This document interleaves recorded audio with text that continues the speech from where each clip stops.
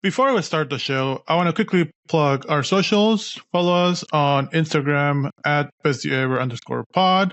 Also, we're on Blue Sky, Best You Ever Pod, and on YouTube, Best You Ever Pod. We do share some shorts over there. Please email us. Tell us your thoughts, feelings, questions, recipes, jokes, anything that you want to tell us. You can email us to bestyeverypod@gmail.com. But also, follow, subscribe, rate us on Spotify and Apple Pod. All right, let's start this shit. Hell yeah.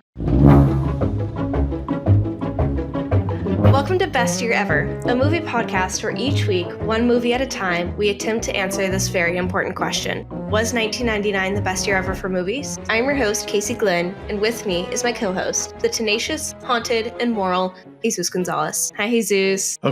Okay, that was good. Hi, Casey. I was very worried about the adjectives for this movie because this movie fucking sucks. This movie, first of all, have you seen this movie before? No. Okay. Shocker. What are we watching? We're watching 8mm. I think we're watching a very expensive Nicola Cage driven NCIS and VP something, NYPD. Yeah.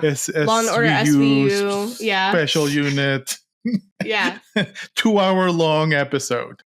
Yeah. They were literally Nicolas Cage asking people if they seen it while people do busy work. Yeah. Norman Reedus was in this movie doing busy work. How fucking weird was that? It was weird. Yeah. Guess who's gonna win my worst actor ever? That's so funny. Yeah, no, I've never seen this movie before. First of all, I mean, we'll get into it, but Joel Schumacher, which was surprising. I think I told you this is a more Nicolas Cage movie. It really wasn't. And your Letterboxd review made me laugh. I laughed.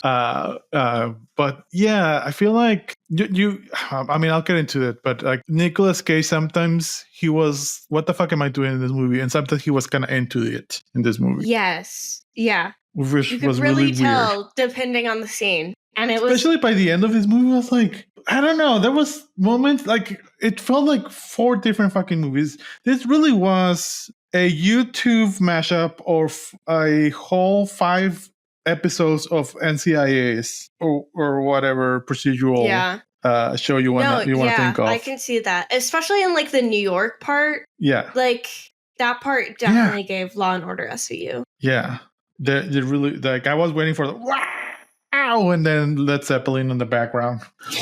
But let's get into Letterboxd because I want to read your reviews because that was a lot of fun. Our very own Casey Glynn.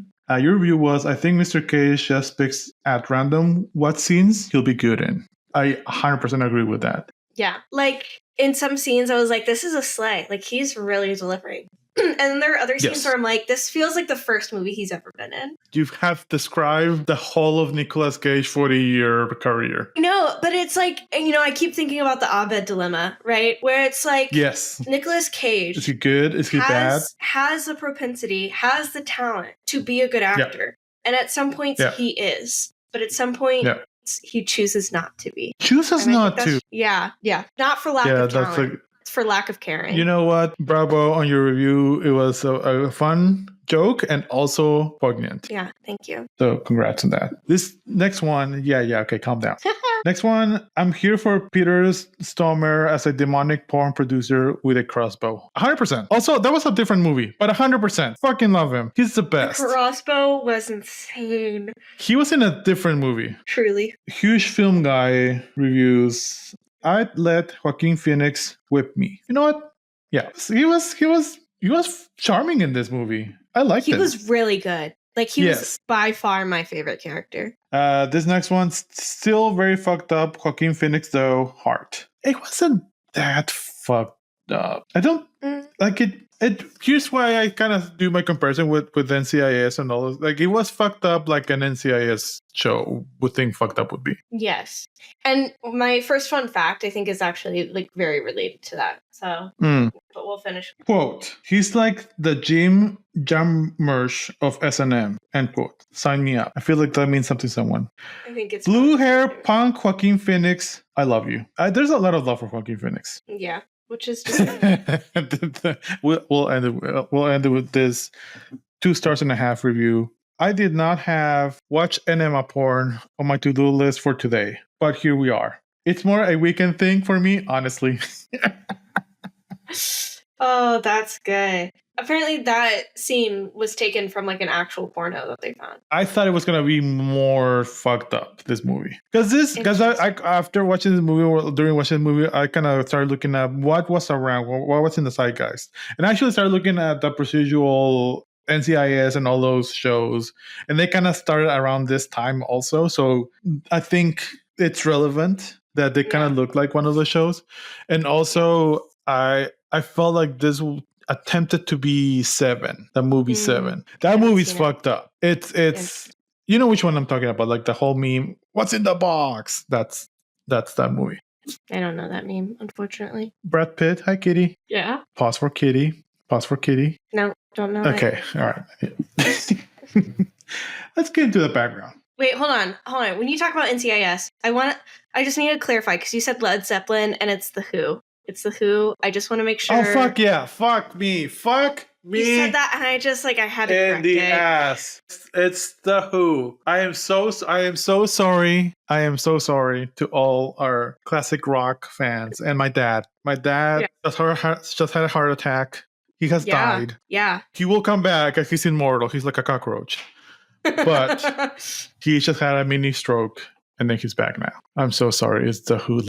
Fuck me. Can you believe Gen Z? Your 25-year-old co-host had to correct you on that? I no. I mean, you, yes. Any other 25-year-old, no. You just did it because you just found the opportunity. Mm-hmm. But yeah, the Who. All right. Anyway.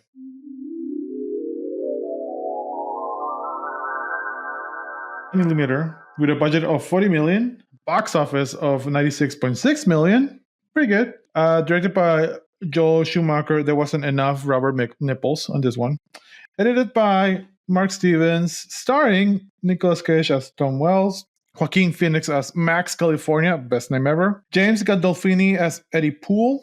Do you know who Michael Gandolfini is? His son. He is in the new Daredevil show. Mm. And he's really good. He's really, really good. Yeah. Peter Stormare as Dino Velvet and Catherine Kenner as Emmy Wells. Anthony Held as Daniel Longdale. Just great, just slimy, schemy lawyer guy. Like, that was amazing. He did a great villain speech. There was a lot of villain speeches. Yeah. And I mean, the movie begged for a good villain speech because of the main character's goals. Yeah. You know? Yeah, but it should have been more campy. It tried to take itself too seriously sometimes. Mm-hmm. And then Peter Stormare appeared and it wasn't the same movie. One Letterboxd review that I saw, and I think it speaks to this, is that if they had let a little bit more humor shine through, it probably would have been a better movie. But really, because I think that's also where Mr. Cage really performs well. Mr. Cage. Stop calling Nick him Cage, Mr. Cage. Nicolas Cage. I'm just nah. I think that's where he really shines, and I think the movie would have been better if they had leaned into a little, because there's a little bit of humor to be found in this. Yeah. Especially some of at the end, the more villainous, Nicolas Cage becoming the vengeance demon kind of thing. That was fun. That was fun. Yeah. That was over the top. But yeah, something movie. Finally, spoilers. Chris Bauer as George Higgins or The Machine. But you know what? Here's the thing. They don't call him The Machine. They just call him Machine. And I think that's it should be The Machine. The Machine. Yeah. You're right. Anyway. It's Machine. Anyway. I don't have a lot of fun facts for this movie. But I do have to get into my first one, which is the film was originally, obviously, rated NC-17. And it took around 4 or 5 different edits to get it down to an R-rated film. Joel Schumacher learned that he could not go forward with 4 consecutive scenes of simulated or graphic images. And then after several edits, the film satisfied the MPAA after making drastic. I can kind of see that for the time. Yeah. There are more fucked up movies. Event Horizon. I don't know if you know that movie. Infamous for being a super scary. That was a scary movie. It's a sci-fi movie. We should watch it. It's a very scary. That's one of the scariest movies I've ever seen in my life. That's a genuinely scary movie. It's because it's not jump scare scary. It's like it'll fuck your brain scary. The speech that Max California said about like it'll stay with you. That's that movie. Wow. And the whole premise of Event Horizon is in the sci-fi in the future, and there's this ship called Event Horizon that attempted to jump in a wormhole and like do like it was experimental, but by jumping through dimensions to the wormhole, it jumps through hell. So there's a lot of scenes from hell that they cut from the movie, and the whole thing is that the whole ship is now like a vessel from hell, and there's like demons and stuff. But you see some scenes from hell, and it's kind of like what you see here in 8mm, but like times 1,000. And they apparently film a lot of these scenes with actual porn stars. So they did actually film pornographic scenes, amputees, and a lot of blood. So leave that to imagination or not. But that was a level of fucked up that I was expecting for this movie. Yeah, interesting. And it wasn't that. Did you find it disturbing, this movie? At some points, yes, but I found it more intriguing of like just pre-internet, you know? Like that was like the part that really got me. I like that. Yeah, that like the underground CD, like ooh. I'm thinking you can probably find that in Pornhub right now, honestly. Exactly. Exactly. So my other fun fact is that Mark Wahlberg, Marky Mark, turned down the role of Max California. Thank God. Good. Because I think that would have made the movie so much worse if it was Mark Joaquin Wahlberg. Phoenix was so good in this movie. Yeah. He's not going to get my best actor ever. I have someone very specific. Okay. But he was close. But I thought he was going to do like a cameo, like a bit part, but he was pretty integral to the plot. I liked him so much. Nicola Cage was better in this movie when he was with Joaquin Phoenix. Yes. Yeah, I agree. Anyway, let's start this movie.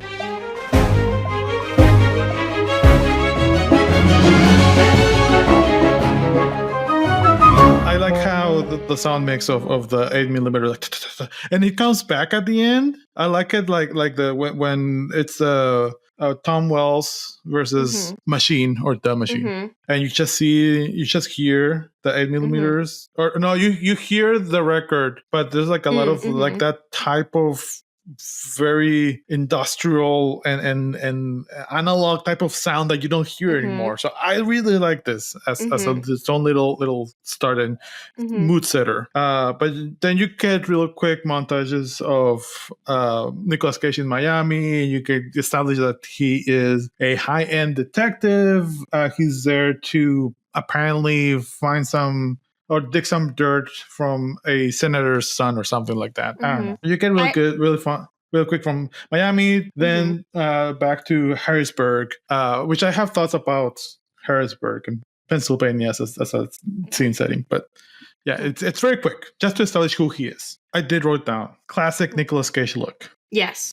Yeah. Amazing. I can agree with that. Yes. I really hated this montage. I have to say it. I really hated it. It was a little, I thought it did a really terrible job setting the stage for like what he does. Like, because to me it wasn't really like clear, and maybe that was the whole point, like until he gets to the senator's office and he like shows her the photos. But like you see him in Miami for like 0.5 seconds. You see him like walk past like it was too quick. Yeah, it was too quick. And it seemed a little too pointless. Like, I feel like you could have just, like, shown him in different, like, airports. So, like, just, like, making it clear that he travels. Yeah. And then, like, you just see him resolve this case. And, like, that would be fine. But whatever. And I feel like they were trying to establish that he was kind of an absent husband a little bit. But it didn't quite work. Yeah. But anyway, after this quick montage and he meets the senator and blah, blah, blah. We kind of also established that he's very efficient, very professional, very discreet, which is important for why he gets hired later on. And then you get introduced to his family, and then you get this whole classic montage of him being a family man. There was this weird ADR of the wife of what's the name of the actress? Catherine Keener. Yeah. I don't know if you noticed it, but all the ADRs were a little bit off.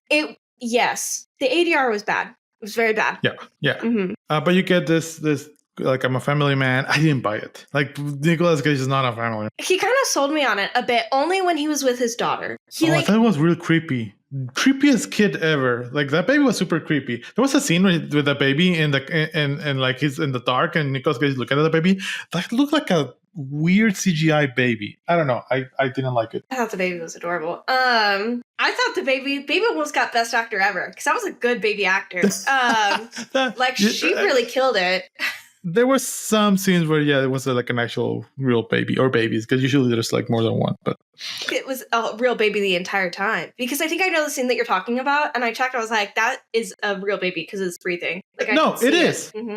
I know it is. It's still creepy. Fucking creepy, baby. Maybe that's just me, but and the montage, I did notice that when he gets the call, Tom, he's like raking and he's doing some yard work. He's burning leaves. I was like, that is very 90s and very legal right now.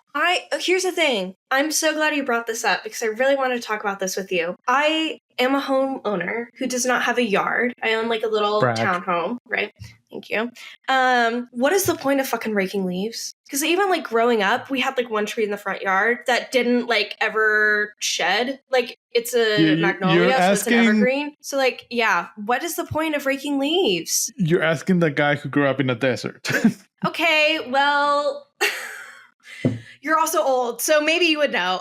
You're not wrong. I feel like that's a very dad from the 90s, 2000s thing to do. Yeah, is it like to help the grass? Like, is it to make sure the grass doesn't like suffocate and die? I mean, you're raking. Okay, so I just a little bit because I did grow up in the desert, but I was also a professional landscaper and I did maintain and took care of several parks in Juarez, which is a desert, but it does have parks. So we do have. So part of the reason why. Yes, part of the reason why you rake leaves and you put them in piles is to not dry up or block the grass. So you need to keep the grass healthy. And I think part of the reason why it got burned because you have to get rid of the leaves. Burning's an efficient way, but obviously bad for the environment and dangerous. Yeah. So that's not a thing anymore, but it was a thing. So now the thing is you get all your leaves, you put them in compost or recyclable bags, and then they're taken care of. But because the grass and the tree next to the grass, I didn't know I was going to make this speech, are not native to each other, so they're not like together, so they're beefing. They're beefing a little bit. Sometimes the type of grass needs to have a little more shade or less shade than the tree provides, but people go for the aesthetics more than where it's environmentally sustainable. So because it's not environmentally sustainable, you have to intervene and then break and then maintain that.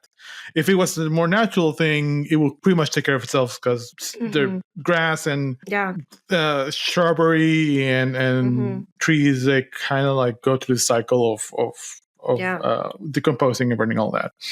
Interesting. Does that answer your question? It does, because I never had to rake leaves, so I never understood. Thank you. I am keeping all of this in this podcast. I'm so glad. This could be a mini-sode in and of itself. Yeah, I'm a Mexican who was a landscaper. Fuck you. So then we get the scene where he's with Mrs. Christian. I almost wrote Mrs. Christmas. Was it Christian or Christensen? Because I felt like he said both names at two different times. I think it was Christian. Yeah, I think it was Christian. I read that. Christian, yeah. Oh, also, wait, before we get there. She was the lady from the Titanic, huh? Oh my God, yeah, she was. But really quick, before we get there, one thing that happens, as he's driving up to his house, he's smoking a cigarette, he throws it out like ways before he he does the air freshener, like the mouth freshener. What is it called? It's not a mint because it wasn't a mint. It was an aerosol. It was like a mouth aerosol minty freshener. I actually don't know, but yeah. Anyway, like he tries to like lie about him smoking. And then he like comes home. He like goes and grabs a beer. Like he's like trying different things to cover it up. She's like, "Are you smoking?" And he immediately gets defensive. The wife. Yeah, the wife. Yeah, and just this like goes to show that if you're just honest about the small mistakes that you make, it will help you later on. Is that what that was for? Because I didn't think it came back. I was kind of hoping for it to come back. And like something about, you lied to your wife, the sins of lying to your wife or something like that. But it didn't really come back for me. There was a little bit of, I feel like there was a lot of scenes that got cut that would explain more the relationship with Tom and his wife. Yeah, I do feel like it acted to like sow the seeds of distrust between A little them. bit. Yeah. But I don't think it was enough. Yeah, I think it But should, yeah, because but it that came was back that. in the middle and then it should have come back like again. Yeah. Mm-hmm. Yeah, because he says something in the middle, like, I don't smoke, but he's smoking. I thought it was kind of fun. Yeah. But anyway, so he's with Mrs. Christian and the lawyer, like really good casting of Anthony Held as the lawyer. I feel like he was like slimy and not trustworthy, but not too much that you immediately, oh, he's a bad guy. Like, I didn't think he was a bad guy. I knew he was the bad guy. Really? Yes. No, I didn't think so. I don't think it was because of his acting. I think it was because of the writing. Like his Oh, line, okay. like later on about like, yeah, it's not real. And I was like, bitch, you're I trying thought to it was discredit more this like- old woman. I didn't see that until the end. Mm. So the lawyer kind of introduces Tom to Mrs. Christian, and he's like, "Oh, he becomes very recommended, highly regarded," and he says Harrisburg, Lancaster, and Hershey. Do you know about these three places? I know about Lancaster, Pennsylvania, because I grew up in Lancaster, Texas. So obviously, namesakes. And then I knew about Hershey, obviously, because you talk about it, and then also because Hershey. And then I knew Harrisburg, Pennsylvania. So if you want to go to Hershey, you have to fly into Harrisburg because that's the only airport around Lancaster and Hershey. And these are very small towns. And I had to actually look it up. Are they wealthy? Because the way the lawyer said it, he made it look like they were very wealthy towns or like places. They are, but they're not. Like they are, but it's not like if we would have said, "Oh, you're very well regarded in Philadelphia, New York, and Washington," I would have get that. Yeah, like that would have been like, "Oh, okay, so he's kind of up there." But saying these are very small towns, so I thought that was interesting. Maybe that was because they're trying to say old money. I don't know. Do you think the three towns are kind of like close enough to form a little bit of like their own metro area? Do you think? Yes, they're very close. Yeah, like I said, like you have to fly into. When I used to work for Hershey, and I had a photo shoot in Lancaster and Hershey, so I had to go into. Actually, had a photo shoot in Lancaster, so I flew into Harrisburg, rented a car, stayed at Hershey, and they had the photo shoot in Lancaster. So yes, they're very, very close, but I felt like, do they just sound fancy and people don't really know what they are, except maybe Hershey? Or do people know and they just kind of want to establish that he's in Pennsylvania? Because those are very, very Pennsylvania sounding cities to me, at least. I think it may function to show that he's not big time. Like he's small. He's like well known. Okay, he's big for enough, his but area. not super big. Yeah. Okay, I get that. I like that. Okay. Yeah. So they got the introductions. I have it here that Mrs. Christian is old as fuck. She sounds so old. She's gonna die. I mean, later on, spoilers, she kills herself. But I'm like, crazy. Why? I'm surprised that the news itself didn't kill her. Honestly, like I was waiting for that to whatever. When the lawyer's introducing Tom, I wrote here's something that he said. He's just getting his credentials. I don't like when people do that in movies, but he's like describing his credentials. He went to Penn State, brilliant, blah, blah, blah.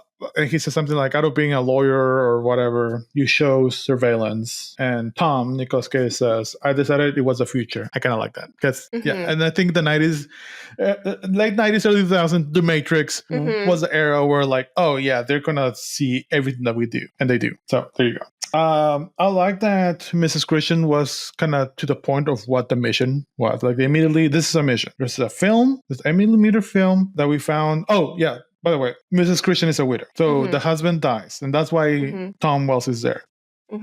Super wealthy, super well-known husband. Like Miss Tom knows him. He's a fan. He dies, and there was a safe, and Mrs. Christian finds this 8mm film that has some iffy things that we later find out is a snuff film. Did you know what a snuff film was before this movie? Yes, I had heard of them because of American Horror Story. Yeah. I think it's because of American Dad. I think there was a joke somewhere in there. So Mrs. Christian finds a snuff film in the late Mr. Christian's possessions, and the mission is to find out if it's a real film or not. I thought that was really clever. I liked that. I'm like, all right, there's thing, and this is before the internet. I don't think right now it would work. I feel like right now you would get like a VFX specialist to tell you if it was real or not. Yeah, I agree. But I like that when Nicolas Cage gets his mission, he watches the film. I also like that right now. I didn't like Nicolas Cage's acting, but I did like that he reacted very like he didn't like watching this film. You don't see the film. You see glimpses of what it is. You see a girl. You see some guy in S&M suit, like a gimp suit or a mask at least, and you hear some stuff. It's not super disturbing what you hear either, but you get enough information to know what it is, and you get Nicolas Cage's reaction, which I like. And I like that also the more the movie progresses, the less reactive he is, because he then watches a lot of these type of films. Yeah. But you can kind of see that. And then he goes into a room, sees the snuff film, and then comes back. And he's like, well, I don't know if this is real or not. Mrs. Christian, like you said, the lawyer is very dismissive. He's right away, nah, it's not real. I didn't suspect him, but maybe I should have. So Mrs. Christian's like, I want you to determine if it's a real or not. And he's like, okay, cool. I don't have a lot to go from, so I'm just going to treat it like a missing person case. So he's going to try to identify the girl. And I really like that too. I like the upcoming montage and how he approaches the investigation. We get really quickly a getting ready for the investigation kind of scene where he goes back to his house. And this is where I wrote down, ew, creepy baby, because this is where Nicolas Cage stares at the baby. That's so funny. This is also where we get another smoking part where he's packing up to leave and his wife lifts up like a newspaper and she sees the ashtray because he's smoking in the basement because obviously he doesn't think he's going to get caught, which is stupid. But yeah, and you see like she's really annoyed because obviously his job requires him not to disclose some things to his wife, which is understandable. But when you're already lying about smoking, it's kind of like you deserve to be trusted. Yeah, there should have been can lie to me or not tell me about your work, but you have to be honest with me. I feel like it's kind of what I wanted to do. The whole relationship with his wife was kind of all over the place to me. Yeah. Like it felt like sometimes she was in the mood that the scene needed her to be in. I don't think she was consistent. Yes. Yeah, I agree. After there was a kind of a weird fade to black, as if it was going to commercials transition. So this is where I started like thinking about NCIS and all of those shows. Like, is this a compilation YouTube video? Right. Oh, that's funny. The SVU movie. And then we get into the whole investigation part of it. I thought it was effective. It showed that how Nicolas Cage, knew how to like get into people's, like he knew how to lie, who to lie to, get information out of people. I really liked the music. The music was interesting in this movie. There are some points where I was like, this is really, what? Huh? Same with the cinematography. There's at one point the camera's at an angle. And it reminded me of like the ad, like before, like you would, rent a movie from the library or Blockbuster on a VHS tape, right? And then you like would play it, and then it was the piracy is not a victimless crime. Where it's like this rough music and it's like cameras at the angles, and I was like, what the fuck are we in right now? Very 90s. Yeah. Yeah, that's funny. Yes, and the music same. I now that I've kind of gotten into more into music and even especially soundtracks and scores, I kind of like noticing how similar music is in movies at the same era. So I feel like this was the era, or starting on the era of like Gladiator and those type of movies, and this kind of vague Middle Eastern type of music out of nowhere. But I kind of enjoyed it. On the music made the montages way better, honestly. Yeah, and I can't wait. And like when we get to the California part, because that was crazy. Oh yeah. Also, I like the dancing was a evil like music, like it's dancing, and that's like satanic music for nerds. It's like, right. It's so nerdy, so dorky, that music. But that would be something a Hollywood producer would choose as evil music. Yeah, I did write down good music. So he's kind of looking for names, and then he gets a sketch of the girl, and he eventually finds where she used to live. I'm gonna just say right now, I think this is my favorite scene. Interesting. The scenes with Janet are its own movie. She was so good. So she goes to the where this girl from the snuff film used to live, and she talks to the mom. So she finds out that the girl is Marianne. She was 16 when she went missing in 1993. I'm guessing this is 1999. This is like current year, probably. Because they did say that she was missing for like 6 or 7 years. I think so. Yeah, and then goes to the house, and then it kind of starts talking to the mom. I also like that he was honest with the mom of like, don't get your hopes up. I'm just gonna look into it. But he didn't lie a lot about who he was. And I also like that he got the mom's from the mom the name of the agent, the FBI agent. So he gets information. He's getting a lot of information all the time. So I really like that. But the acting of the mom, the actress Amy Morton, I thought was really good. Like it was subtle. It wasn't over the top. I felt like it was the most real thing about this movie. Yeah, I really liked it. Yeah. But yeah, this is a whole NCIS episode where there's a lot of, I'm not getting into it, but there's a lot of tropes, shows and movie cop tropes that he says and he does. So he goes through the room, the girl, which I don't know if it's true or not, how real this is, but in absolutely all TV shows and movies of missing persons, miraculously, the room of the missing person, no matter how long they've been missing for, has not been touched ever. And I don't know how real that is, but like there's always a lot of evidence for whoever's investigating to look for. Yeah. But I did like that he didn't really find anything in the room, but he kind of knew where to look, and he found something in a very dirty bathroom, which is one of the worst things that I can see. I don't know if I told you this, but I have 2 recurrent nightmares. One, when I'm stressed, is overwhelming either aliens or zombies. And I just have to, I can't fight them. I just have to hide. And then just like a mass of like aliens or zombies. The other one is dirty bathrooms. I always, if I'm going to dream about a bathroom, it's always going to be super dirty, super dank, super dark, and like there's not like and it's always going to be disgusting and gross and wet. I never ever dream of a clean bathroom, and I don't know why. That's crazy. Huh. Do you recycle your dreams? Like, do you have different dreams in the same setting? I used to, not anymore. Do you have plots? Sometimes, yes. Yes. I had a moment recently in a dream where I could tell that I was dreaming for too long. And I was like, oh my God, I'm oversleeping. And I woke myself up. And that was pretty fun. Most of the time, my dreams are incredibly lucid. And so I'll be like, oh, I don't like this. And then I'll just like, it's like changing the channel for me, where I'll just like switch to something else. Queued up. Wow. No, I do rarely have lucid dreams, but a lot of times either think I've already dreamed something like this and think back to it, or after I wake up, I'm like, I think I've had this dream before, or like, but it's not. Very rarely lucid. When I was a kid, a recurrent dream of mine, I was constantly afraid of our pool filter. We had an above ground pool, and the pool filter, like, it just scared the shit out of me. I don't know why, but like I had a dream where I would be in the backyard and it would like chase after me. But then it was also, what was the Looney Tunes character, the Tasmanian devil that like turned into a tornado? And so like he was also part of that dream as well. I really didn't like him. I don't know.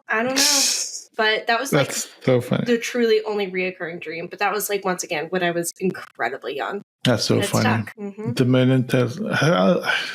I was so disappointed when I went to Tasmania, and the Tasmanian devils weren't nothing like the Tasmanian devil from It was a letdown, huh? It was a letdown. All right. Tom is talking to the widow, to not the widow, to the mom. And then he gets a boyfriend's name from a diary that Marianne, the girl from the snuff film, hid in the toilet, the dirty toilet, in like a bag. Also kind of a trope. I would ever think of doing that. No. Like, especially not with the internet available to me to give me that idea. But I feel like that's also like in a lot of cop movies and cop shows, you kind of see stash in the toilet with a plastic bag. Yeah. But he gets the name, and then he gets where he works from the mom. Tom goes to like a mechanic, and it's the dad of the boyfriend.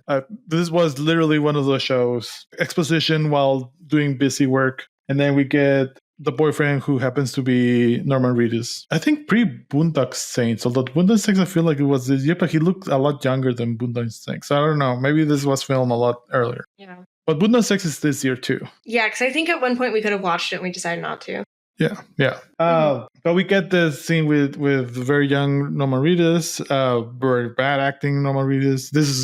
These two, the dad and the son, they're gonna share a worst actor ever award. Interesting. They were bad. They were bad. I thought Norman Reedus did a great job as like the fucking sleazy ex-boyfriend who was a piece of shit. I guess, but like the dad really took me out. The dad at least might take it.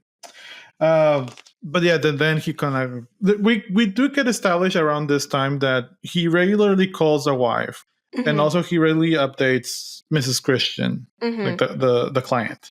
So we do get that. It did feel weird that at the beginning he felt like he was calling Mrs. Christian for like minor details, and then we got the breakthrough of who this girl was. He didn't really call her, or we didn't see that. But either way, all of these calls most of them were ADR, and they sound different. They sound like a last minute addition. I agree. But you get more creepy baby scenes. I did not like that baby.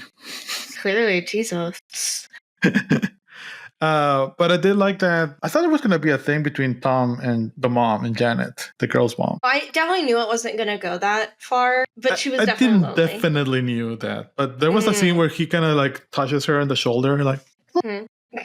Because I thought we were gonna go with he's a sinner route. Like he lies to the wife, he smokes when he shouldn't, maybe he cheats, but they didn't really go that way. No. Like I thought they were gonna give him more of a flawed character, but they didn't really do that. No, they didn't. So through the diary, through the sleazy ex-boyfriend, we get that she went to Hollywood. Very typical. And then we get like Hollywood in the screen. But okay.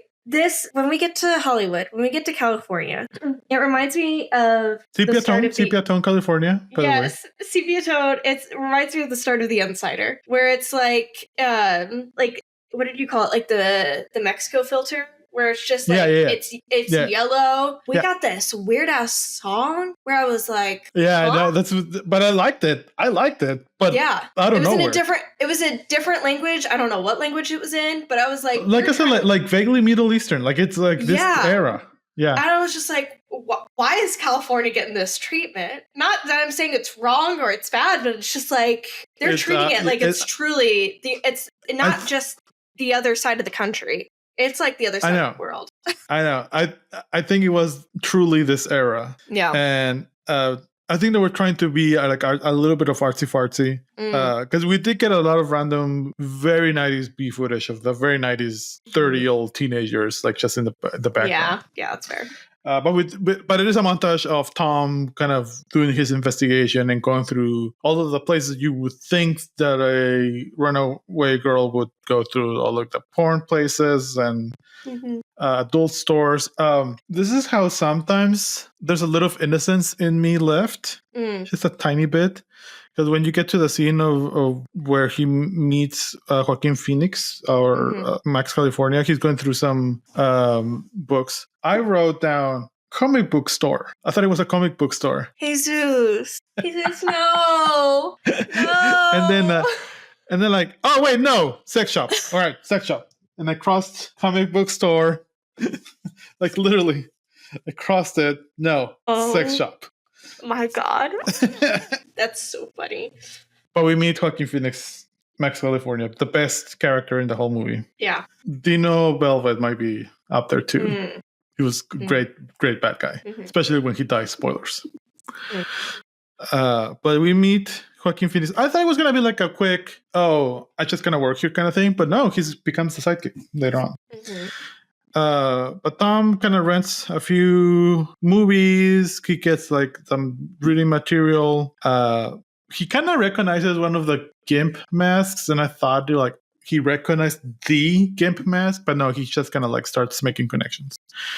At this point, you kind of see him rewatching that movie over and over again. I think also at this point, he's losing some steam because he never asked Max California, because he's been going into these stores and like showing them photos of Marianne, and like, but he didn't do that with Max, and he like never shows Max Marianne or the film or anything at all related to the case. He like has left Max like incredibly in the dark throughout the entirety of this film. Yeah, because he was kind of trying to protect Max, but you don't really get why. I wish it was established that, maybe he had a younger brother that he saw Max in, because he does take him like that. Yeah. Because but you don't really get that. One of my favorite moments in this movie is the scene where he's like, "What are you reading?" And Max California looks like, I like that. Porn. Yes. Yeah, like it's like a porn book or whatever. And he's like, "No, there's no way you're highlighting something in that book. What are you actually reading?" And it's fucking Truman Capote's In Cold Blood. And I'm like, "Oh my God." It's like a little cheesy. But you immediately fell in love. You immediately fell in love with Max California. Yeah, you're he is my type. Yes, he is. He is. You fucking dork. I know. So anyway, while we're watching the snuff film, and Tom is calling his wife again, and he's watching the snuff film again while talking to his wife, which is kind of weird. Crazy. But I like that he's becoming so desensitized to this film now that he just can talk to his wife. Yeah. He notices something in the reflection of like, and this is one of the NCIS tropes of zoom and enhance that doesn't exist. I don't know how many times I've told you, Casey, in our profession, but like what you get is what you get. Especially with pixels. With film, also, because there's a limitation. It's chemically treated. It's different, but a pixel is a pixel. So it's a little bit different, but still there's some limitation. Because he basically zooms and enhances. He goes to a place to enhance a very small piece of that film. And then he gets like a guy in a suit. The whole point of this is that he determines that there's a third guy in the snuff film. There's like, because you originally had the guy holding the camera, the gimp who killed the girl, and then now this third guy. So now he has someone else to look for. But that doesn't exist. Right away, we get something that it's not a thing either. Because he goes back to Max California. Now is when he starts asking him about snuff films and all of that. And like now is where he tries to use Max California a little bit more. And they go to the back of the adult store. Max, because Tom is asking him questions, Max is like, "Are you a cop? You have to tell me if you're a cop." That's not a thing. They don't have to tell you if they're a cop. Can you imagine that? Is someone undercover? Yeah, that's fair. Can someone goes undercover like, "Are you a cop? You got me. God damn it. I didn't think you were going to ask." Damn.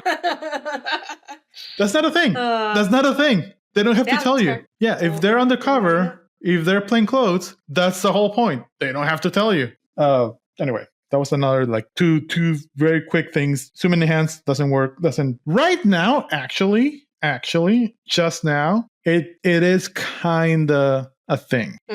AI, generative AI will help fill the gaps. It's still not super reliable because, as we know, AI lies. But now you can kind of zoom and enhance a little bit. But 20 years ago, 25 years ago, not a thing, definitely. Also, cops, undercover cops don't have to tell you that they're cops, obviously. So, but this is where the friendship, mentorship thing between Max California and Tom starts. Tom takes Max California and to the investigation. Max California is introducing him to all these underground, seedy places.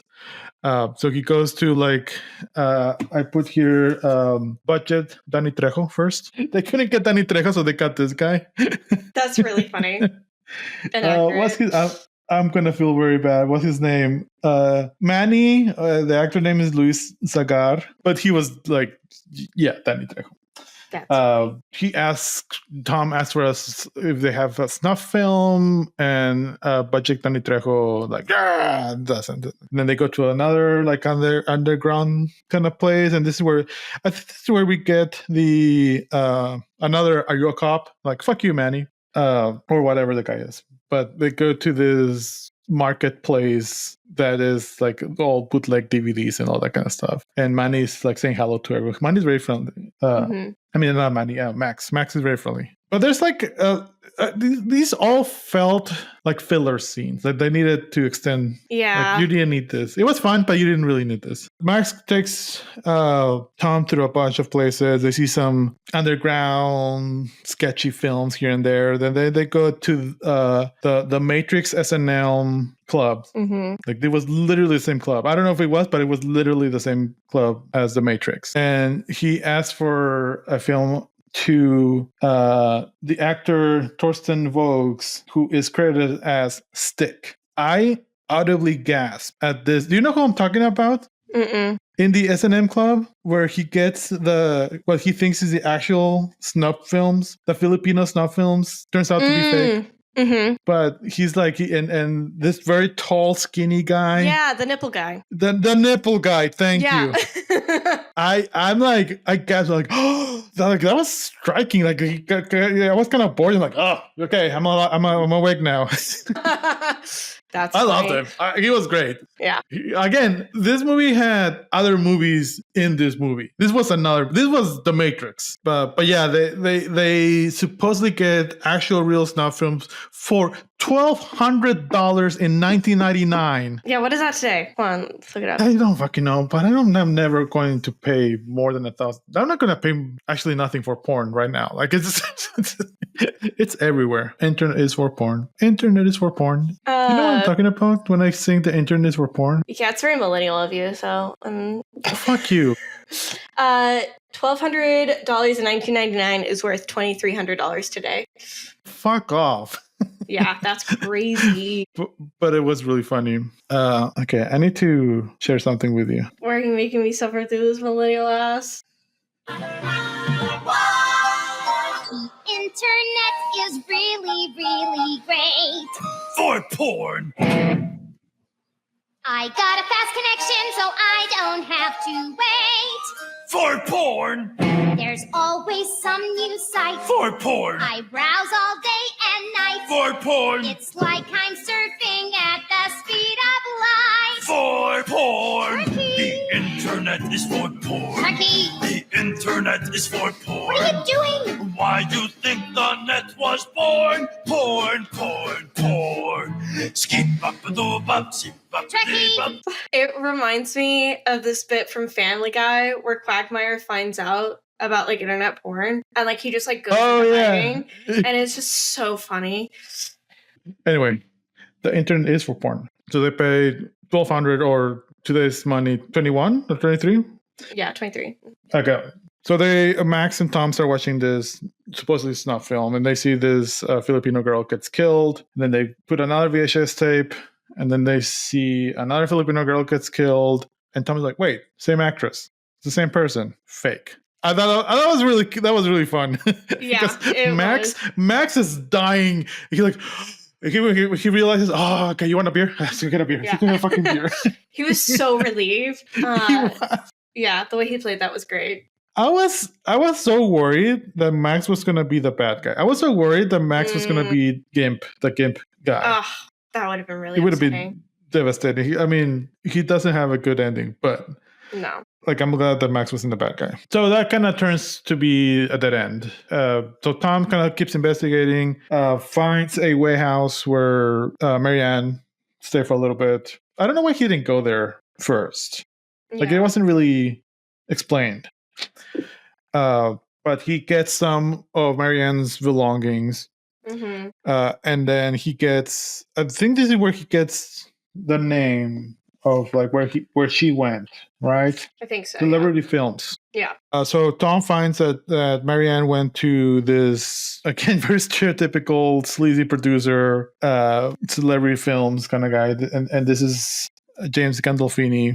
Great. He was great as a douchey, sleazy, evil dude.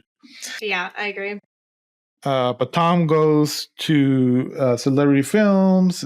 James Gandolfini is playing Eddie Poole, producer, bad guy, typical Hollywood bad story kind of type. And asks about Marianne, shows him the picture. Obviously, Eddie Poole recognizes her. Oh my God, you're so awesome. And like, get the fuck out of here. So Tom rents an apartment across the street to observe celebrity films where Eddie is working. Mm-hmm. There's like a bunch of investigation. There's like a bunch of like him observing, and there's again, this feels like we just need more stuff in this film type of thing, because at one point Tom goes to where Eddie is filming a porn at like this random house, and then he gets caught, and then I thought it was funny that the guy chasing Tom gets trapped in a pool, but nothing happens.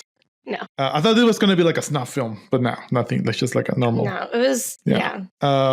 Speaking of I Was Shot, when I started seeing what this movie was going to be about, I started thinking, is this going to be awkward with Casey to talk about all this porn and stuff? But it was so tame, even for like, I didn't show much. It was like it felt like a Gen Xer baby boomers idea of extreme stuff. No, I agree. Not even porn, just stuff. Yeah. But I guess Tom gets enough to scare Eddie Poole, because he calls Eddie and like, I know what you fucking did. And then Eddie calls someone. And I'm like, that's Peter. I'm like very excited. Like, I know who that is. I know that voice. Because he calls and like, we need to meet. They're on to us. So that gives Tom enough. Oh yeah, he got the number that Eddie called. Turns out it's from New York City. Oh yeah, I was gonna ask, why did he go to Max? But he was just to see if Max knew anyone in the porn industry in New York, right? Yes. And I think this is where you get the first glimpse of someone is following Tom. Like you see a shadowy figure. Tom. Well, I was gonna say Tom recruits Max, but Max kind of inserts himself in Tom's investigation. At this point, Max kind of sees Tom as like someone cool. Like, and Tom is, I mean, he's Nicola Cage, so he looks cool. So Max is like bored. He's in the porn industry, but he wants to be a musician. He's very much the the guy? You're not gonna know because this is a very 90s reference. This is gonna bug me. Future Jesus, help me. There's this guy who has like Prodigy, very much Prodigy type. Sure, don't know who the fuck that is. Bro. Yeah. Look, it's again, it's kind of that guy, but a little bit more tamer. But it's this guy, Prodigy. Oh, yep. Don't recognize him. Yeah, like I think that's what the look they were going for with Max. I can see that. But that's a stupid ass look, but yeah. You shut your fucking mouth. I'm a fighter starter. God, I feel so old. So Max wants to join Tom in the investigation. They go to New York. They know to look for this Dino Velvet. They get the name from Max. He gets the name from Max. Apparently, Dino deals with some extreme shit. Some people call him an artist. Like he's like so like out there. So they have like a fun little interaction in New York, and Tom is paying Max well. I think like he's gonna pay him well. Like he's not. He's actually taking care of him. Then they go and Tom gets a bunch of Dino Velvet's extreme porn or extreme. I don't know if it's porn, but definitely S&M kind of stuff. Around this time we get another call with Ms. Christian, and because Tom asked her very smartly to see if the late Mr. Christian has some dealings or some movement in his finances around that time that this snuff film supposedly happened, because he would have paid a lot of money. And there was some movement. There was something. So that comes up. Again, there were things in this movie that I kind of really liked, but they were so disjointed. Yeah, I agree. Then they meet the fucking amazing Peter Stormare. He's so good. He's not in this movie. It's a different movie, but he's so good. I also like the intro of all of his porn movies. Do you know Velvet? Yeah, that was very 90s. If I'm very horny and I want to see some extreme shit, I don't know if this is the intro I want. Maybe I don't know this. I don't know. This is not my thing, so I don't know. Maybe, but this felt like really super weird. Yeah. But it did fit with the character of Dino. Yes, absolutely. And then this is around the time where Tom sees that the Gimp, the guy that kills Marianne, is in a lot of Dino Velvet's movies. So Max says, oh yeah, he uses that guy all the time. So nobody knows who he is. He's always wearing a mask, blah, blah, but he uses him all the time. So they get a meeting with Dino. And I hate when this happens, where the characters are really good at a thing until they're not. Throughout this whole movie, Tom is really good at his job. He's good at lying. He's good at convincing people. He's charming. He's good at posing as whoever. When Dino asks him, "Oh, what are your favorite movies?" and Tom doesn't know, I don't believe that. First of all, Tom watched a lot of his movies. Second of all, he would the Tom from a few scenes back would have like, "Oh, I like this movie. I like that movie." Like he would have at least know some titles. Yeah. But they kind of wanted to show Max's value, I guess. Yeah, and I think maybe it was also to show that like he had become a little bit too dependent on Max per se, Maybe. because it did seem like he was caught off guard by him having to rely on Max in that moment. Maybe. Yeah, but it wasn't the same character. Yeah. But Dino is amazing.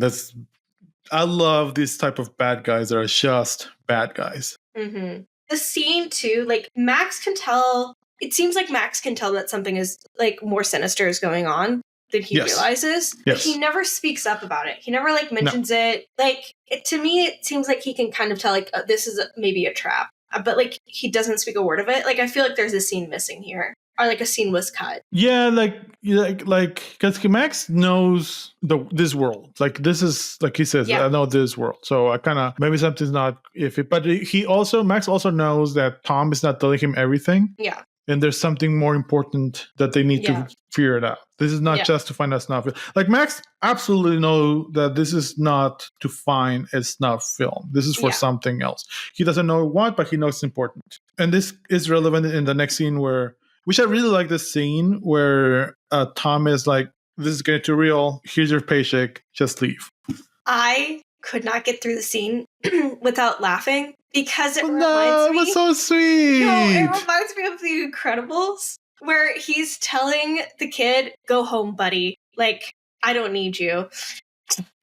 Just... Yeah, I can kind of see that. It was that scene, yes. Mm-hmm. And it was more... But The Incredibles was more to, "You're annoying, you're interfering with my superheroing." This is more, "I want to protect you. This is going to be rough. You need to leave now." Yeah. But I think also from the perspective of like the mentee in that situation, right? It feels the exact same, right? Where it just like, it feels like, "Oh, I'm not needed. Like, I'm not, they don't like me." It just feels like a rejection. Do you think that Max right away left for the airport, or do you think that he tried to follow Tom and then that's where they caught him? So this is why I feel like there was like a missing scene, or a scene was cut. Are. Yeah. Because I feel like Max, because he probably could tell that something more sinister was going on with the whole Dino conversation. So at one point, Dino kind of like grabs him roughly, and it's very weird. I have a feeling like Max was like shadowing him still and like following him. Maybe. And that's like how it got to where we were. At the same time, I'm glad that they didn't show that, because it's one of those tropes in movies where like you yell at the screen, "What are you doing? You're stupid. Yeah. You deserve to die." Before they say goodbye, I really like that Max says, "There are 3 rules in life. 1, there's always a victim. 2, don't be one." And then Tom's like, "What is the third one? I forget." Yeah, it was I forgot the third one. Yeah, I like that one. Then we cut to a warehouse, because by this point, Tom has supposedly convinced Dino to make a extreme film. He doesn't say necessarily snuff film, but he says extreme film. And Tom convinces Dino that he needs to be there. So this is where Max leaves, supposedly. Then Tom goes to this warehouse, and then we see Peter Stormare, Dino Velvet, with a crossbow. Different fucking movie. I like that this is a real crossbow. Like, this felt... That was crazy. Weighty. Yeah. Dangerous. Big. Yeah. Kind of wish, honestly. But it was a different movie. Yeah, I kind of wish that this happened in California. This feels far more like a Californian thing than a New Yorker thing. Yeah, it does. Yeah. That's all I'll say. Yeah, I did like the setting, though. I did like that setting. But it could have been California. But you see Machine, not the Machine, but you see Machine like just sitting in the background with the mask. I like that Tom didn't react. I like that you kind of sees him, but there's not like an obvious kind of thing. Because at this point, Tom is fairly involved. Like, he's fairly emotionally invested with Marianne. My cat's which is not super Explain, huh? My cats are beefing right now. I can't hear them. So Dino's with the crossbow, and Tom is like, "Where are the girls?" And he's like, "What girls?" Dino's like, "What girls?" And then a car pulls up. Dino's like, "They're here!" And the lawyer comes out. So it was a trap. So they grab and they cuff Tom. Eddie, the sleazy producer from California, comes out with the lawyer, and then Eddie. Obviously, they were all in cahoots. So this is where I find out the lawyer was a bad guy. I didn't expect that, but he was a provider of the snuff film to Mr. Christian. Mm-hmm. I kind of want to say Christmas, then California, then Christian. Dino was like, "You need to get me that film because we need to destroy it." I don't know why. Like do they? Because I don't know. I guess. Why didn't the lawyer destroy that film right away if he had access in the mansion? I don't think he could get into the safe. And so when they opened the safe, like he was with Mrs. Christian when they opened the safe. I would have believed that if I felt that Mrs. Christian didn't trust the lawyer that much to kind of be aware of that and like have only her have the film. But the way they established, I felt like she trusted the lawyer implicitly. Oh yeah, no, she absolutely did, because I mean, it even seemed like Tom like automatically didn't trust the lawyer, because he told her from the get-go, he was like, "I will only be in contact with you." Yeah, that's right. Lawyer. Yeah. But obviously, like, she was still like, I felt like she should have taken that as a sign to like maybe, keep things private, because obviously that's how the lawyer was able to keep track of where Tom was through Mrs. Christian. So it's kind of like, girl. Yeah, I can believe that. So anyway, Dino wants the film. He's like, "Get it." And to ensure that you get the film, I thought he was going to bring up the wife and the daughter. I thought that was going to be it, because there was enough seats to kind of like, and Dino kind of threaten Tom because he has the picture. He grabs a picture from Tom and like he licks very, very villain James Bond bad guy of like licks the picture and stuff over the top. It was amazing. But it's Max. They have Max. He's kind of bloodied, beaten up. Jesus, I was devastated. No, when they brought in Max. I think I like utterly was like, no. Me too. No, me too. So sad. No, me too. Me too. Because he's gonna die. He's obviously gonna die. I didn't think he was gonna survive. I'm like, he's gonna die. I had high hopes for him. I thought he was gonna be crossbowed to death. Thank God he wasn't. Dina's like, "All right, go get me the film. Take the lawyer." And the lawyer's like, "Why?" "Because I don't like you." I thought that was funny. Yeah. So the lawyer goes with Tom. I thought they were going to go to the hotel room or something. No, they just go to the car that's parked outside. Yeah. I guess Tom just keeps it in his car. I guess. That's safe. I guess. But he did have it like on a safe, so I guess it makes sense. But we get a pretty good villain speech from the lawyer. Yeah. And Tom is like, "Why did I do that? Why?" And the lawyer is, "Why? Because he can." That part actually got me. I was like... Yeah, that was good. No, it's good. Crazy. I forgot. When Dino sees the lawyer, he says something that I loved. He sees the lawyer and he says, "Oh, it's a devil ex machina." I thought it was great. That was great. Because it was like, oh yeah, of course. Deus ex machina, devil ex machina. I get it. It's a lawyer. So yeah, Max is gone. We got the villain speech. We got the why. And then he goes back and before I give you the film, let Max go. Okay, I'll let Max go, and then slices Max's throat and dies. That I also audible. No. Sad face. Yeah. I was getting ready for it, but yeah. Then they're gonna kill Tom, and then Tom starts talking about money, and he reveals that the lawyer or Dino kind of didn't pay enough Eddie or something. Like there was some money shit. It was the perfect. I was confused. It was the scene from like We're the Millers where it's like y'all are getting paid, where it was so perfect. Yeah. And I think Tom knew what he was doing, because there's like no way that they got, because clearly the old guy, Mr. Christian, paid the lawyer $1 million to get this film made, or to like go find this film or whatever. The lawyer couldn't find the film, so he pays these people to like do it specifically. And I guess he only paid them like a couple G's, except for Eddie. I don't think Eddie made any money off of it. or like little to none. Or less. It's something like the lawyer paid something to Dino, and then Dino lied to Eddie and paid him less. Like Dino probably said it was 50-50, but it was probably more like 90-10 or something like that. Yeah. That's kind of what I got from it. I would be surprised if in total, I think the lawyer probably walked away with like at least $700,000 from that million. Like, because it seemed like they were truly paid nothing. Yeah. Which makes it almost a little bit worse. I like that Dino had the best lines. If there's no honor between perverts and pornographer, the whole industry comes crashing down. Yeah. Like, you know what? Yeah. But then they kind of start infighting. The lawyer's like freaking out, points a gun at Eddie and Dino has the crossbow. And then Dino kind of like very slowly shoots the lawyer with the crossbow. Impels him on the limo or the car. Amazing. And then the lawyer shoots Dino, kind of nicks him in the artery. And I thought it was gonna be like nothing, but it actually kills him. Yeah. And they did a Matrix. They did not like this. And I really like that. Like Dino was like, yeah, he should have died in an epic way. He didn't. Mm-hmm. Yeah. And he's just gonna die and just tells the machine, kill everyone. And then dies. It was cinematic, you know? Yeah, it was fun. Yeah. But I really liked it. He wanted to go like down in a blaze of glory. Tom gets away. He kind of knocks out the machine and shoots at Eddie. He gets like one. Machine has one line here because Tom gets one bullet. The machine he has one bullet, and then just knocks out the machine. Yeah.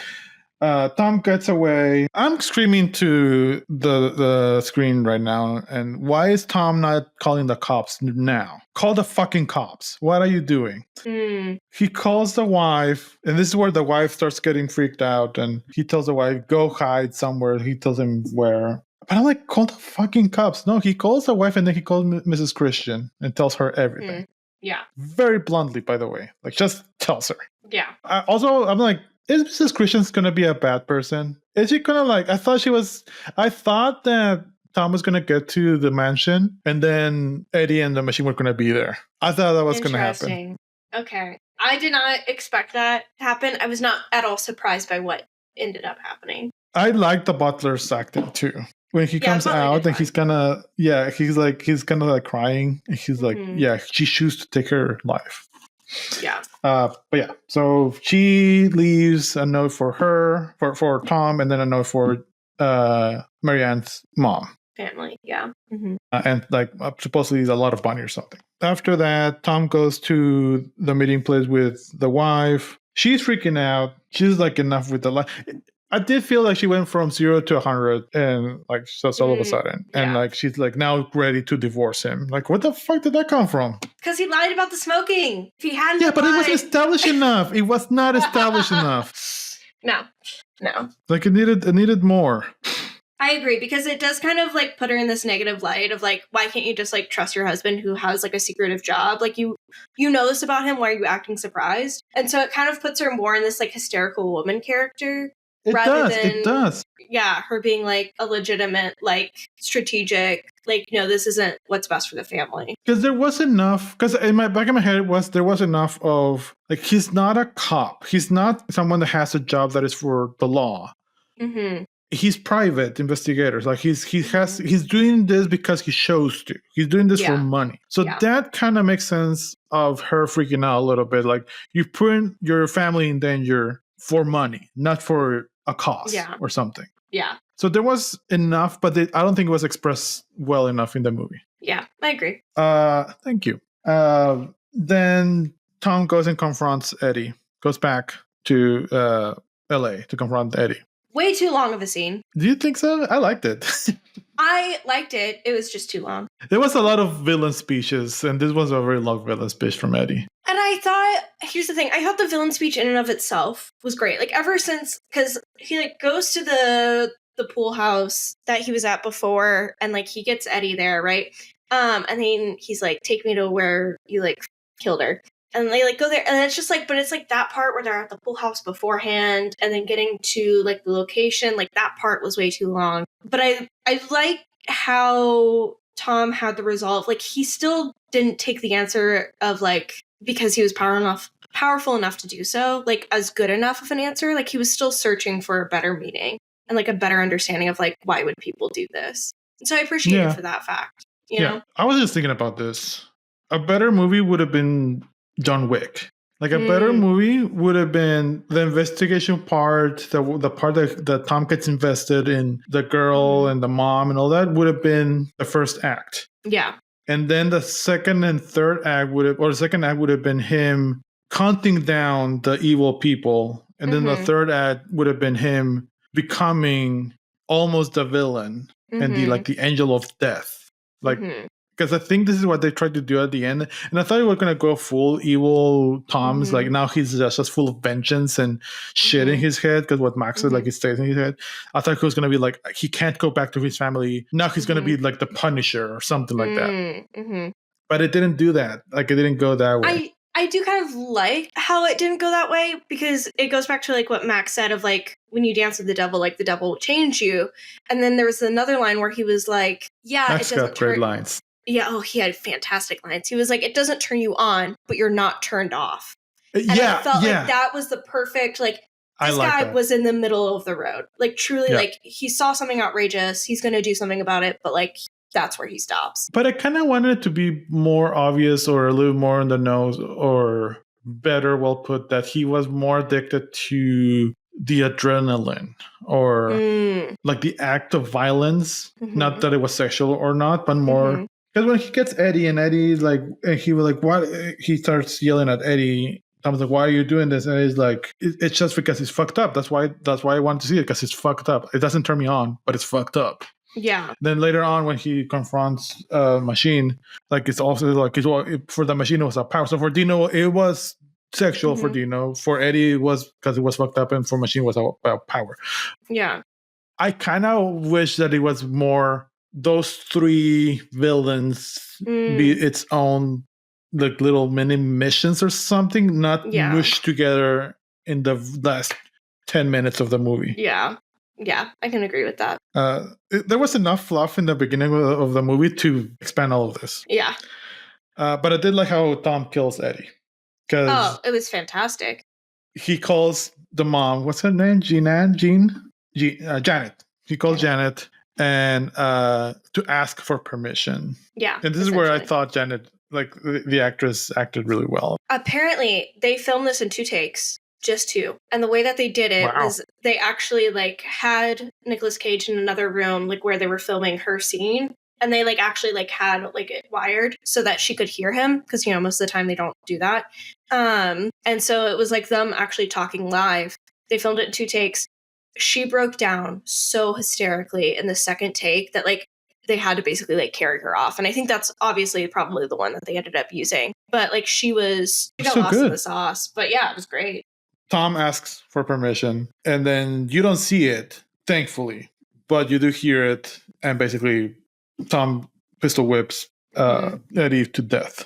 And that's actually good acting by Nicolas Cage, like just trembling and all that. He calls their wife. He's kind of like... Oh, wait, hold on. He does it even better. He takes all of the stuff Eddie had in the car. And apparently Eddie, of course, just had some gasoline in the car. I don't know. Maybe it's the olden days. I thought it was him. I thought it was all of his stuff from the investigation. No. It was because they took Eddie's car that he was packing up because Eddie was about to leave town. Yeah. And so it's like all this pornography. And he just dumps it all around him. You just need extra gasoline sometimes. Yeah, and he just lights it up. Fucking sets him on fire. No, that was good. And then we go to... What city is this? Where is the Machine? Is this, again, New York New again? York. I think he's in Queens. Okay. So he goes and then finds Machine. I forget how he got the name. But he did the thing that he did earlier in the movie where he's like faking. He did the thing, yeah. Yeah. And yes. Thank you. Because during the confrontation with Dino and Eddie in the warehouse, Tom stabs the Machine. So he poses as a lieutenant or something and calls a lot of hospitals and then finds someone. Yeah. Again, very smart. Crazy. Very realistic. That happens. Yes. Yeah. So he finds that Machine is George Higgins. When sometimes I'll do the cast and all the background before I watch the movie, and I just put the cast there, and usually it's pretty obvious who's going to be important or not. Chris Bauer, who's George Higgins' machine, he's a very intimidating looking guy. He's like he was in Thunderbolts actually, but he's like always like military guy, intimidating, big guy. So I felt like he was playing against type on this one. So I was waiting for that actor to appear in the movie, and I'm like, where the fuck is him? I was like, did he do a cameo and I just missed him? Because sometimes you have now famous actors, and back then not so famous, just doing like Norman Reedus, just like 5 minutes. I'm like, where the fuck is him? Then I'm like, oh, he's the machine. So Tom finds the machine, George, and living with his mom. Kind of another trope of the psycho killer living with the mom. But I think it's interesting. Okay, because director Joel Schumacher stated that the biggest surprise in the film was the revelation that the character of Machine, played by Chris Bauer, really, like who he really was. He wasn't like the characters of Dino or Eddie. He was just an ordinary guy that lives with his mother. And that was scary. Like, that's what was scary about him, because he was just an ordinary guy. So I don't think it was quite a trope yet. Like, I think this was, like, pre-tropiness. Because Maybe. I also thought, I was like, this isn't a surprise at all. Yeah. But I guess at the time, like, it was. Yeah, maybe. Maybe it was one of those things that becomes a trope later on. Because I didn't see him as a normal. He tried to act like a normal guy, but maybe just because I know the actor, he's like, that's a scary looking dude. He's pretty big, too. But like the whole, I go to church and he puts his big glasses. Also, what's the name of the actual serial killer that ate his mom? This is gonna bug me. There's a Netflix show about him. My Google search is gonna be fucked now. I don't know. I'll find him later. I know there was a serial killer that ate people. Dahmer. Oh yeah, I don't think Dahmer ate his mom though. I think he just ate people. I think he ate his mom. No, it wasn't Dahmer. No, not Jeffrey Dahmer. It's someone else. I'll find him later. But it's like same kind of feel of like really big dude, kind of unassuming, but kind of not. But yeah, but that was a big reveal that Tom goes to the machine's house, and it's like a suburban, kind of rundown, lower middle class, typical house. We hear the mom going off to like I think church or something, but she leaves. And we just start hearing dancing. Ooh, devil music. I started listening to dancing last night. And I'm like, oh, this is so dorky.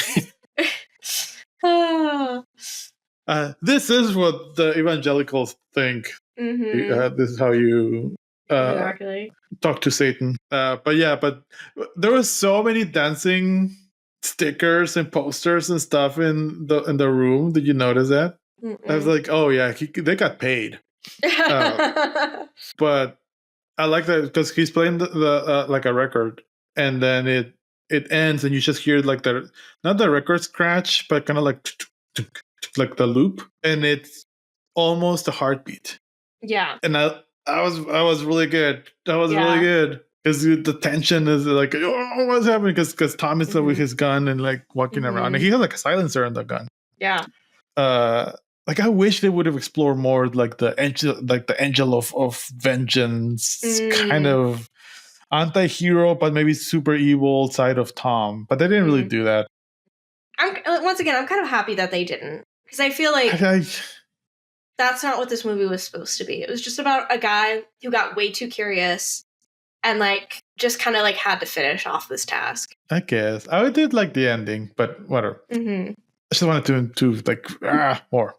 I wanted it to go like you're right. Like this could have been more humor, like humor in the sense John Wick has a lot of humor. Like John Wick is a lot of action, so that's the thing. But it has humor. Like it's not a serious movie.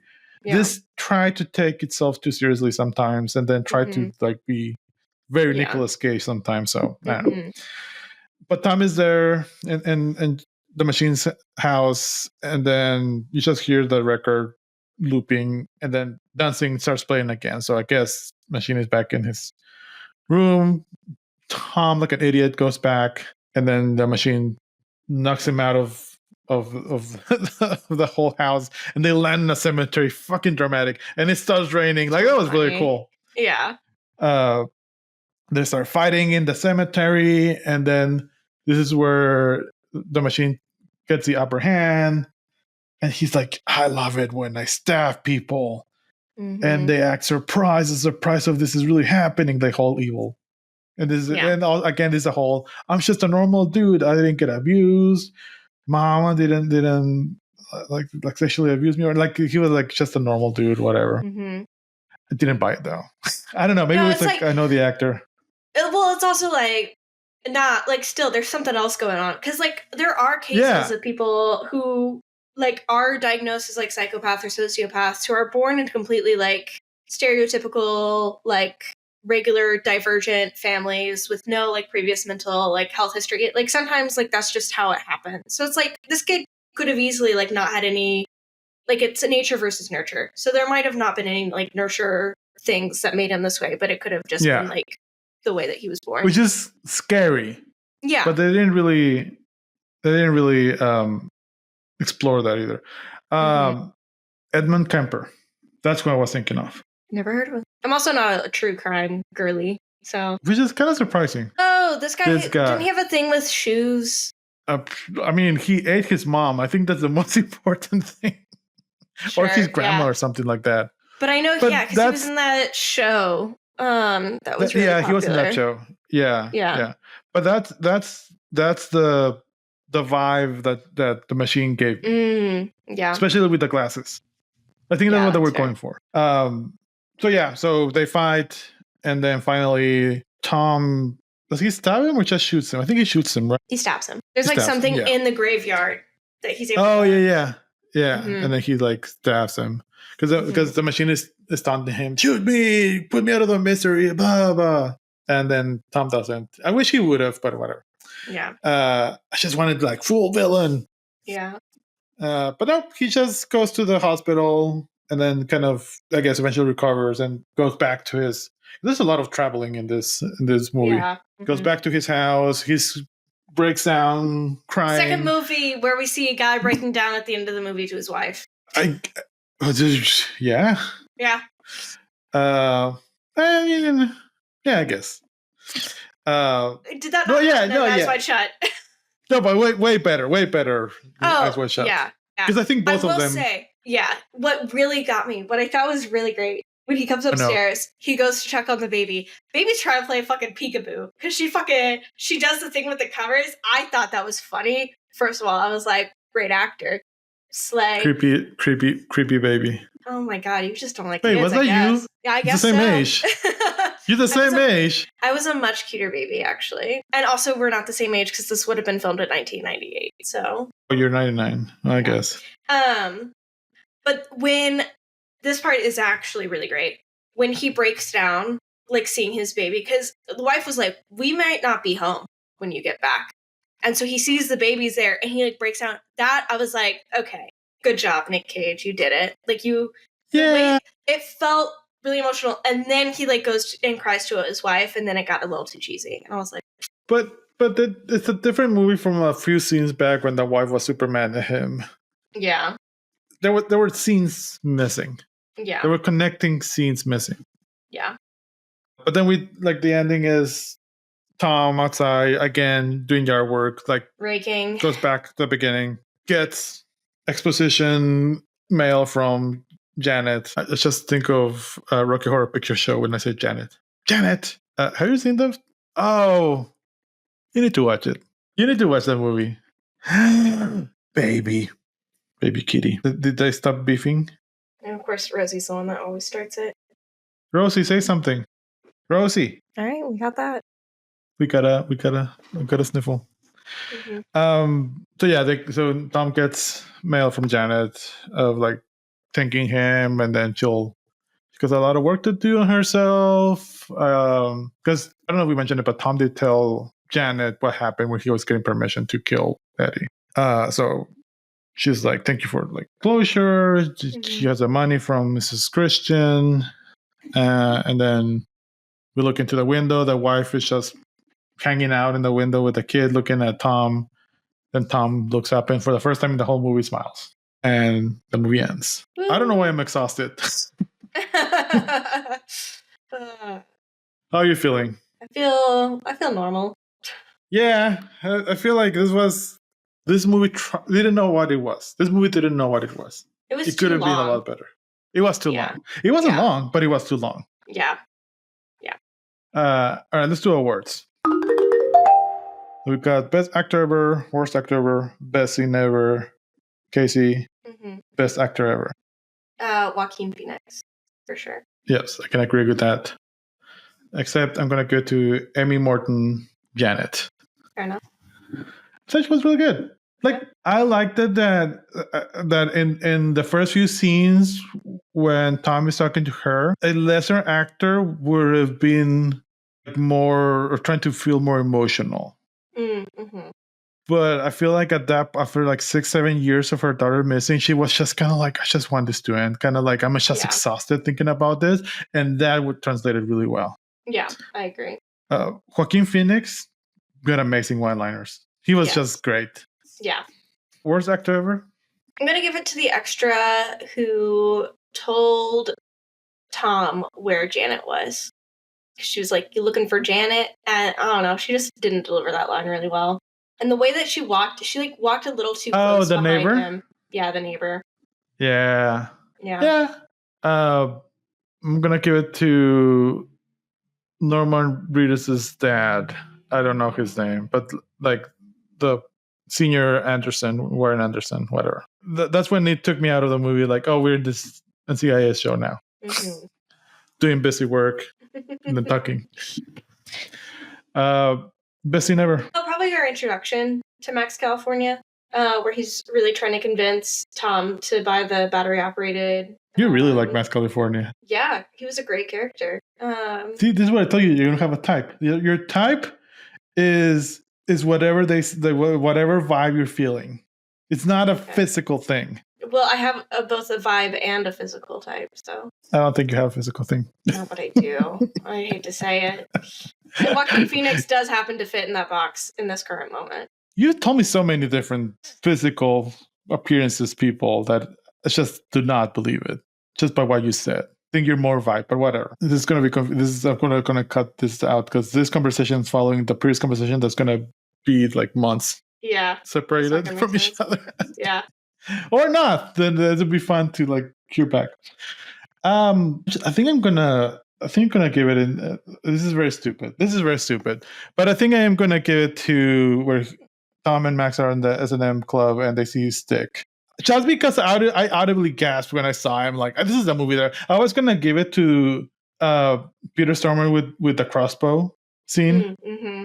but I just wanted it to be another movie. I don't know. Funny. Like I wanted those movies, not the movie that we got. Mm-hmm. Casey, very important question. Based only on this movie, was 1999 the best year ever for movies? No, it wasn't.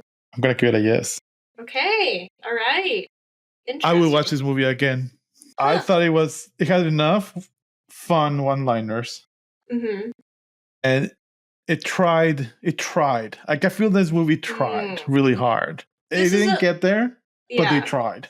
This is a movie where I'm like, I don't know why this movie was made. That's like, where I'm just kind of like, I think it would have been okay if this movie was never made, you know? I know why this movie was made. It was made because Seven was made.